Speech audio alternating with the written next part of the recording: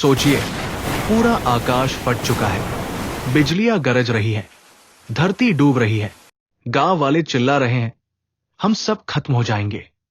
और तभी एक छोटा सा बालक मुस्कुराता है, अपनी छोटी उंगली उठाता है और पूरा गोवर्धन पर्वत हवा में तैर जाता है। क्या यह केवल चमत्कार था, या इसमें छुपा है ब्रह्मांड का सबसे बड़ा रहस्य कि असली शक्ति बल से नहीं, भक्ति से आती है। भाग 1, इंद्र पूजा की परंपरा। वृंदावन में हर साल इंद्रदेव की पूजा होती थी। ग्रामीण मानते थे, इंद्र वर्षा देते हैं, तभी अन्न और दूध मिलता है। लेकिन एक दिन कृष्ण ने सवाल किया, हम इंद्र की पूजा क्यों करें? हमारी गायों को चारा कहां से मिलता है? हमारी भूमि को उर्वरता कौन देता है? सब लोग चौंक गए। कृष्ण ने कहा, इंद्र नहीं, गोवर्धन हमारी असली रक्षा करता है, हमें उसी का पूजन करना चाहिए। ग्रामीण पहले हिचकिचाए, पर कृष्ण की वाणी में सत्य था। उस साल पूरे गांव ने इंद्र की जगह गोवर्धन पूजा की। भाग 2, इंद्र का गुस्सा।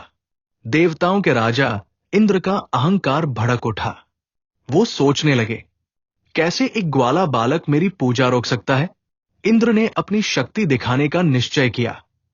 उन्होंने आकाश से मेघों को आदेश दिया, वृंदावन पर प्रलय बरसा दो। देखता हूं ये लोग बिना मेरी कृपा के कैसे बचते हैं।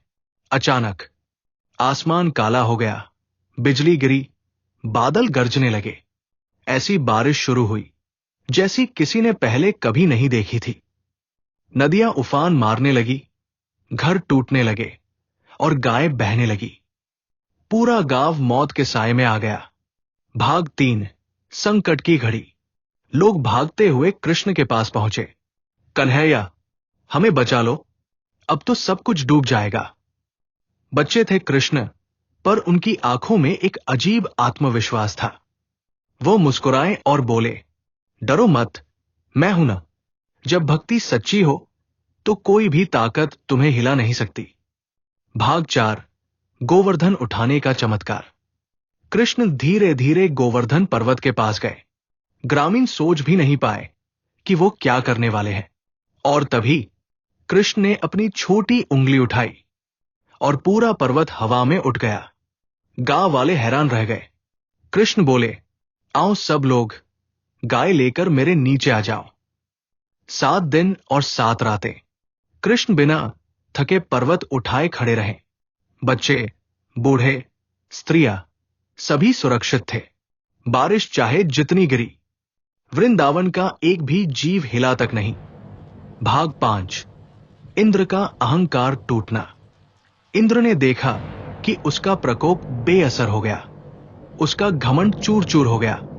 तभी देवराज को समझ आया, यह कोई साधारण ग्वाला नहीं, स्वयं नारायण है। इंद्र नीचे आए, कृष्ण के चरणों में झुक गए और क्षमा मांगी। कृष्ण ने कहा, अहंकार हमेशा विनाश लाता है।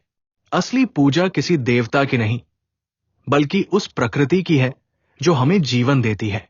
भाग 6, छुपा संदेश। गोवर्धन लीला केवल शक्ति प्रदर्शन नहीं थी, यह था संदेश, प्रकृति की रक्षा करो, भूमि और गायों का सम्मान करो, और सबसे बढ़कर अपने अहंकार को त्याग दो। जब ही इंसान अहंकार में अंधा हो जाता है, तब ईश्वर उसे झकझोरने आते हैं। और जब इंसान भक्ति में झुक जाता है, तो वही सबसे बड़ी शक्ति बन जाती है। आज भी हम सब जीवन में तूफानों का सामना करते हैं, कभी समस्याएं, कभी दुख, कभी घमंड। लेकिन अगर हम कृष्ण के संदेश को समझ लें, तो बस एक छोटी उंगली की ताकत से हम अपने जीवन का सबसे बड़ा बोझ उठा सकते हैं। क्योंकि असली शक्ति बल से नहीं, भक्ति से आती है।